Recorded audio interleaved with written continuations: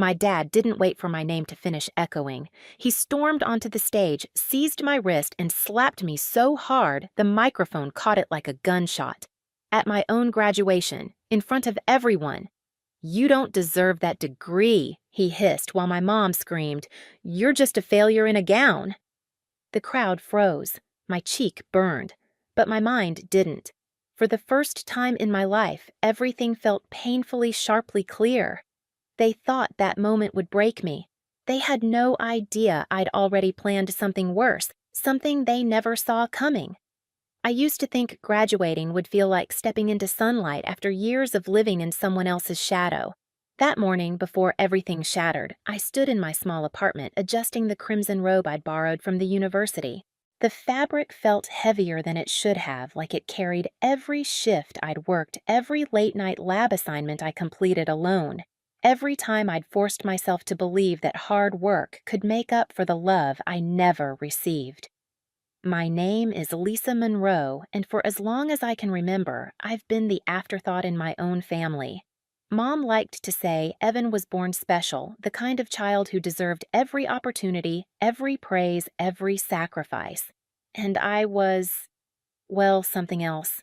A helper, a shadow, a kid who learned early not to expect anyone to show up for school performances or science fairs. Even the day I was hospitalized with pneumonia, I stared at the door waiting for them to walk in.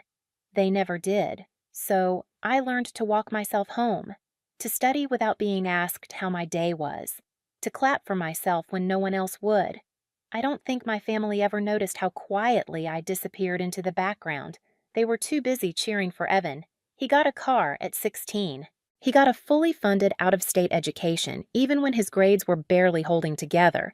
And when he moved back home at 27 with no job, no plan, and no rent money, Mom called it supporting his potential. Meanwhile, I worked 2 campus jobs and tutored on weekends just to afford groceries. But I didn't complain. I kept my head down. I focused. I dreamed quietly. And somehow, through that silence, I built a life they had nothing to do with. On graduation morning, I picked up the honor cord I'd earned through years of academic awards. The gold shimmered when sunlight hit it, and for a second, just 1 second, I let myself imagine Mom smiling at me with pride. I imagined Dad patting my shoulder. I imagined Evan joking that he always knew I'd make it. But the moment I approached them outside the stadium, reality snapped the fantasy clean in half. Mom barely looked at me. "That rope around your neck," she scoffed. "Is that really necessary? You're not trying to show off, are you?" Dad didn't even greet me before sighing. "Just keep things simple up there. Don't embarrass us. Embarrass them." The irony almost made me laugh. Students around us were hugging their families, crying, beaming, posing for pictures. And in the middle of all that joy, I stood with the people who had spent 23 years reminding me I wasn't worth celebrating. Still, I swallowed the ache. Today was bigger than them. At least I wanted it to be. But sometimes life waits until the exact moment you rise to reveal who's been trying to pull you down all along. The closer we got to the ceremony, the more the air around my family seemed to tighten. Dad walked a few steps ahead of us, hands shoved deep in his pockets, jaw set like he'd been dragged here against his will. Mom kept fussing with Evan's collar, swatting his hands away as he scrolled on his phone, barely acknowledging that this day had anything to do with me at all. When I tried to stand beside them for a photo, Evan didn't move an inch. "Lisa, seriously, not everything has to be some big moment," he muttered. Mom nodded, already annoyed. "Your brother just woke up, Lisa. Don't start." I stepped back, heat rising to my cheeks. Around us, families were taking pictures like these were treasures they'd frame forever. Moms wiping their eyes. Dads trying to hide how proud they were. One girl's little sister held a handmade sign with glitter letters spelling, "You did it." The kind of sign I used to make for myself when I was younger because no one else would. I reminded myself to breathe. Inside the stadium, I lined up with the other graduates, the honor cord warm against my neck. Ahead of me, a girl whispered excitedly into her phone about her parents arriving early just to save seats. Behind me, a guy kept turning to check if his dad had made it to the front row. Every tiny moment around me felt like a quiet reminder of what I never had. Dad's voice cut through my thoughts as he approached the barrier separating guests from graduates. "Lisa," he said sharply, beckoning me over with 2 fingers like I was a child being summoned. I stepped closer, heart tapping nervously against my ribs. He looked me over, eyes cold, evaluating. "Keep your speech short. Don't try to make it emotional. No bragging. This isn't about you." My breath caught. "Dad, it's valedictorian. I'm supposed to." He leaned in, dropping his voice low enough only I could hear. "You don't deserve that degree." The words sank like a stone into my chest. I stared at him, unsure if I'd misheard. But he didn't blink, didn't flinch. He just let the sentence hang there like a verdict he'd been waiting years to deliver. Something inside me went still. Behind him, Mom rolled her eyes at my frozen expression. "Oh, don't make that face! Just get through this, okay? And try not to draw attention." Draw attention.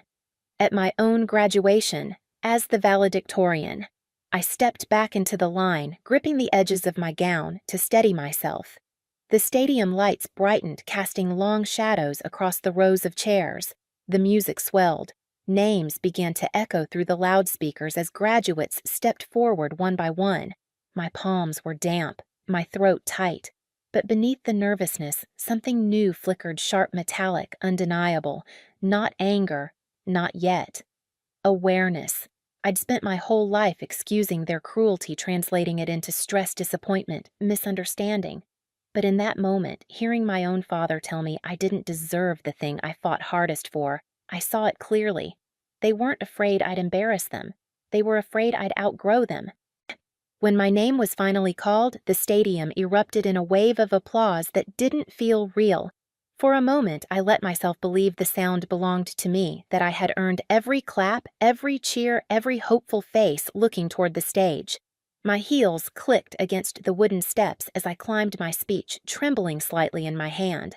I took my place behind the podium, the lights hot on my skin, my heartbeat loud but steady. And then, before I could draw my first breath, everything fractured. A sharp, slicing voice tore through the noise. My mother. "You're just a failure in a gown," she screamed, standing now, her finger pointed at me like I'd committed some public crime. A ripple of confusion spread across the crowd. I froze. Before I could register her expression, my father pushed through the aisle. His movements were fast, too fast, like anger was pulling him forward. He stormed up the steps, grabbed my arm hard enough to stop my breath, and slapped me across the face. The microphone caught it. The crack echoed across the entire field. For a second, no one moved. The air held its breath. My cheek burned, my ears rang, but my mind went eerily quiet. I tasted metal, maybe blood, maybe fear, or maybe it was something else, something colder. My father hissed, "I told you not to embarrass us." Embarrass them. My vision sharpened. The crowd blurred, but his face, his anger, came into razor focus. He wasn't ashamed of hitting me. He was ashamed people saw him do it. Security rushed forward, voices overlapping, hands reaching. "Sir, you need to step back, sir! Step away!" My mother shouted at them, insisting they didn't understand. Evan ducked his head like he hoped no one recognized him. My graduation ceremony dissolved into chaos because of the people who claimed to love me. As security guided them away, my professor hurried to my side. Lisa, can you hear me? Are you okay?" His worried eyes blurred a little, not because I was crying, but because some part of me was collapsing inward, folding into itself. But then, something inside me hardened. I straightened, ignoring the throbbing in my cheek. "I'm fine," I whispered, though the word didn't feel entirely true. Still, I finished walking across the stage, shaking the dean's hand with fingers that trembled only slightly. The audience cheered louder than before, louder than necessary. Maybe out of pity. Maybe out of outrage. Maybe because they'd just witnessed something unforgettable for all the wrong reasons. When the ceremony finally ended, I didn't go meet my classmates. I didn't search for anyone. I walked straight across the field past the tents and the families and the scattered programs on the grass and headed to the administration building. The hall inside was quiet fluorescent lights humming faintly. When the woman at the financial window asked what I needed, my voice didn't waver. I want a printed breakdown of every payment for my tuition, I said.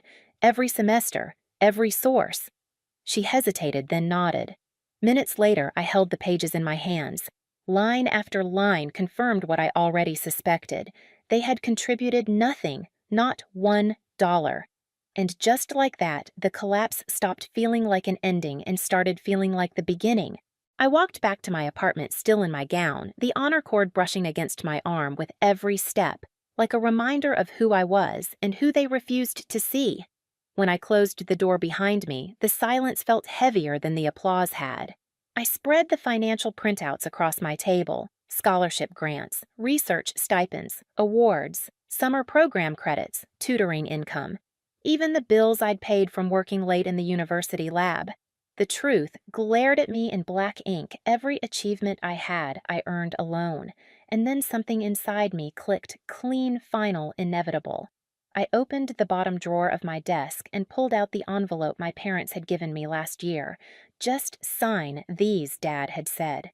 It'll make things easier for us when we retire. I'd thought stupidly it was the first time they trusted me with something important. Now I knew better. Inside were the documents appointing me as temporary proxy in emergencies. They never imagined I'd use it. They assumed I'd always stay small, grateful, obedient. They assumed wrong. The next morning, I sat across from a financial advisor in a small office overlooking downtown. My cheek was still bruised, but I didn't bother covering it. "You have legal authority to restructure the fund," he confirmed after reviewing the paperwork. "It's unusual, but it's valid." "I want it protected," I said. "Not liquidated for myself. Just moved somewhere they can't misuse it." He nodded slowly, as if studying me.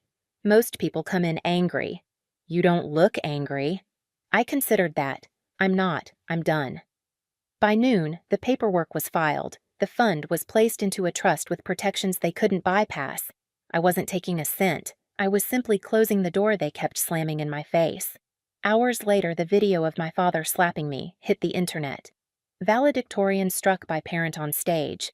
The clip spread fast, first among students, then the local news, then people across the country who saw themselves in my stillness, my silence, my refusal to break, even when the world watched me shatter. Messages filled my inbox. Strangers sent support, shared their stories, asked if I was safe. I didn't respond to most, but one email made me stop.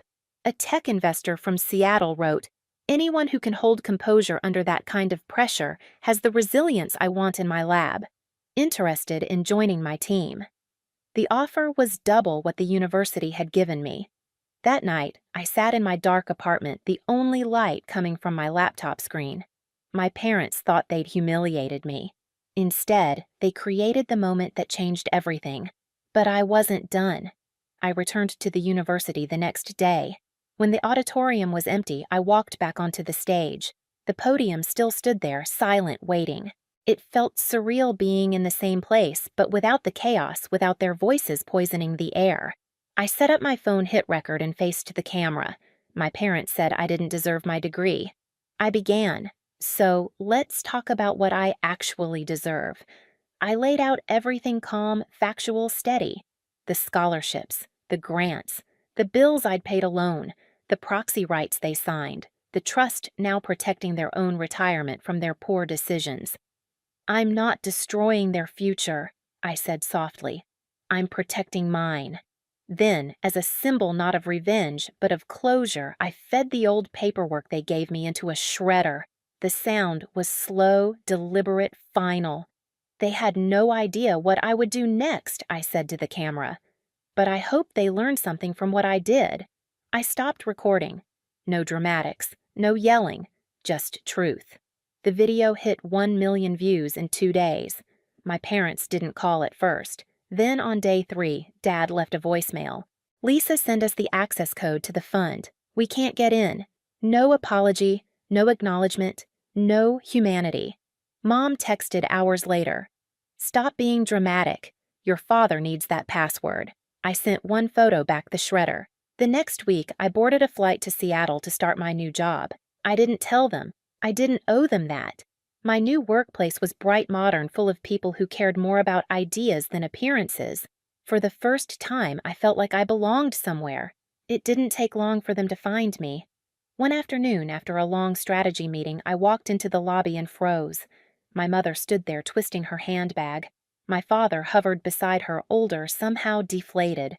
The receptionist gave me an apologetic look. She recognized them from the viral video. Mom stepped forward. "Lisa, sweetheart, we just want to talk." I kept walking until I stood a deliberate distance from them. "Now you want to talk," I said. "When there's no stage, no audience, no applause to drown out who you really are." My father cleared his throat. "Your brother told us you exaggerated things online." "Really?" I said.